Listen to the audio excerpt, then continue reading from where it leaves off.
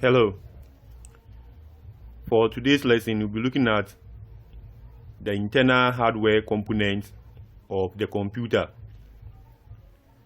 Last week, we talked about hardware, and we said hardware are the physical components of the computer, or they are parts of the computer that can be seen and can be touched. We said hardware can either be internal or external components. So we said the internal ones are the ones that are seen in the system unit, and the external ones are the ones that are being attached to the system unit. We said the external ones are also known as peripheral devices. For today's lesson, we'll be looking at only internal hardware components, the components that are seen inside the system unit. So at the end of this lesson, you should be able to identify and describe some internal hardware components of a computer. Let's start. We'll first start with what an internal hardware component is. When we talk of an internal hardware component, we are referring to the physical or the tangible components of the computer that are seen inside the system unit case of the computer. We said the system unit is one of the basic components of the computer, and all the internal components are found in the system unit. So all the components within the system unit are what we refer to as internal hardware components. Now let's have some examples of internal hardware components, or the components that can be seen inside the system unit. So the first one is the motherboard. We have motherboard. The motherboard is the main circuit board inside the system unit that contains other hardware components such as the CPU, the heatsink, the CMOS battery, and so on. The motherboard is the main device inside the system unit that connects other hardware components. Almost all the components inside the system unit are being connected to the motherboard. It has many slots on it where other components are connected to. Now let's have a look at how the motherboard looks like. So this is how the motherboard looks like. When you look at the back, we have many ports where other peripheral or external components are connected to.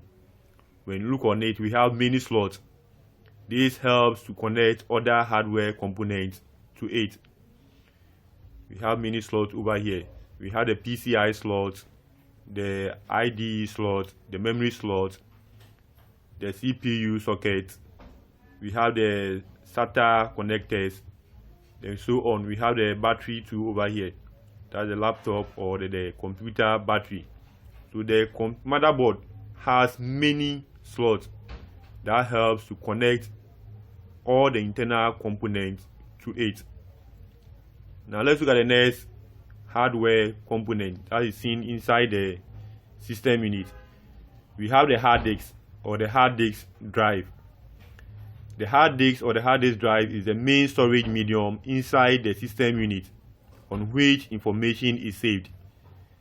The system files, that's the operating system files or the Windows files, are being saved on the hard disk drive.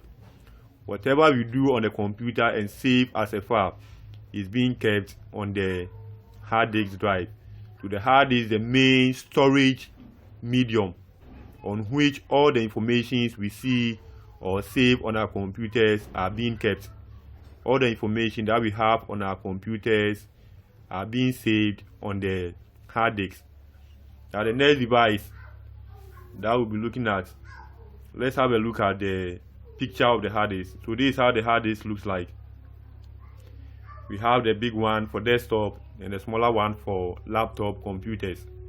So this is the hard disk, and its main work is to store information, either the system files or the user files.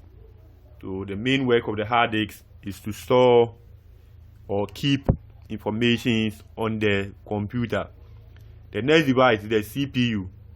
The full meaning of CPU is Central Processing Unit.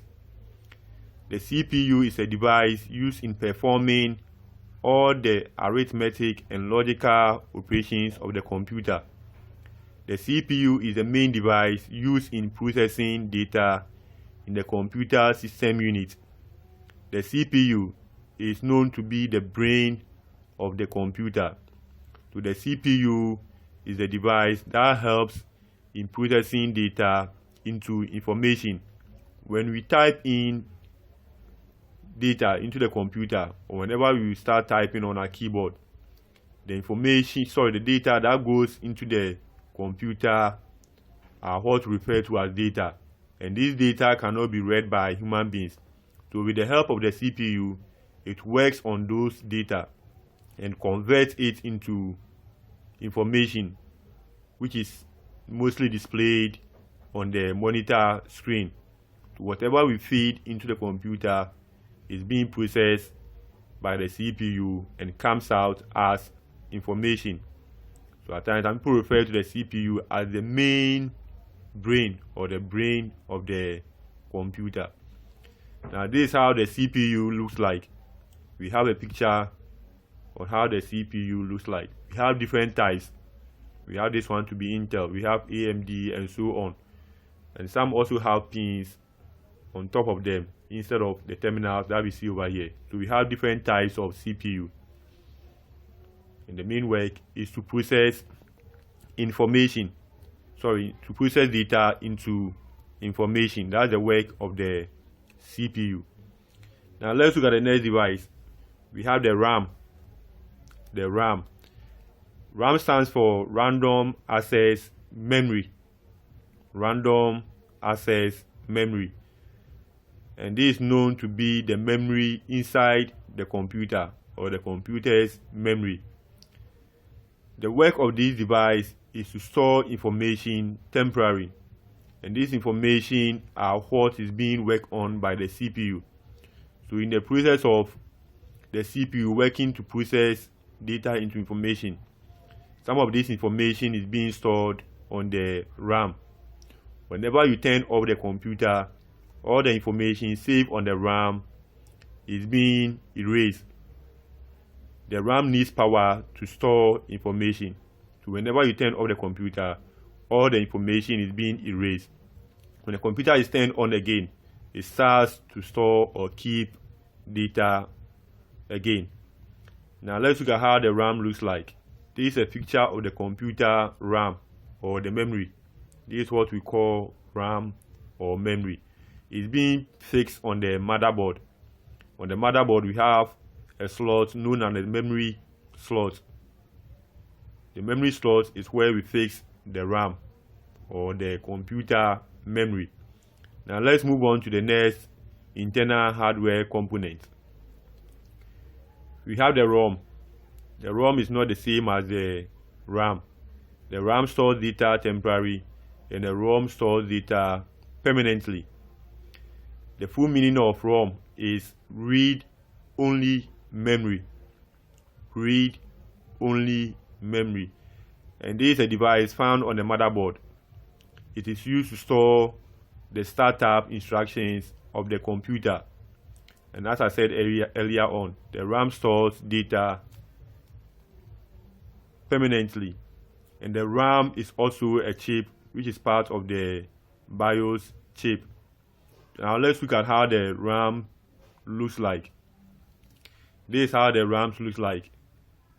It's a chip that is being fixed on the motherboard, and it helps in the startup process of the computer. So this is how the ROM looks like. It looks similar to that of a chip, and it's being found on the motherboard. Now let's go to the next device. We have the floppy disk drive. Floppy disk drive. The floppy disk drive is a storage device or drive that reads data and writes information onto a floppy disk. A floppy disk is a storage medium inserted into a floppy disk drive. So the floppy disk drive is just a place where we insert floppy disks. So whenever you insert a floppy disk into a floppy disk drive, it's able to read and write information onto the disk. Now let's look at how the floppy disk drive and the floppy disk looks like. So we have this one to be the floppy disk drive, and this is seen inside the system unit. And we have this one to be the floppy disk. This is not seen inside the system unit, but it's rather inserted into the floppy disk drive to either read or write information onto this one. That's the floppy disk. So we insert the floppy disk into the floppy disk drive to read and write information. The next device is the power supply unit, PSU. A power supply unit is a component found inside the system unit. This component supplies power to the system unit or other components in the system unit, such as the hard disk, the DVD or CD drive. So the power supply, or the PSU, is the main device in the system unit that supplies electricity or power to the motherboard and other hardware components inside the motherboard. Now this is how the power supply looks like. It's having many connectors at 8 ends to supply power to other internal hardware components. Now at the back we have the power port where we insert the power cable. Now the next device is the CD drive or the DVD drive. DVD stands for digital versatile disc, and CD stands for compact disc. These are components in the system unit used to read and write data onto an optical disc. So this is the main device where we normally insert CDs or DVDs into to either watch movies or write information onto them. Now let's have a look at how the DVD or the CD drive looks like. So we have this one to be the DVD or CD drive. And as you can see, we have a disc inside it.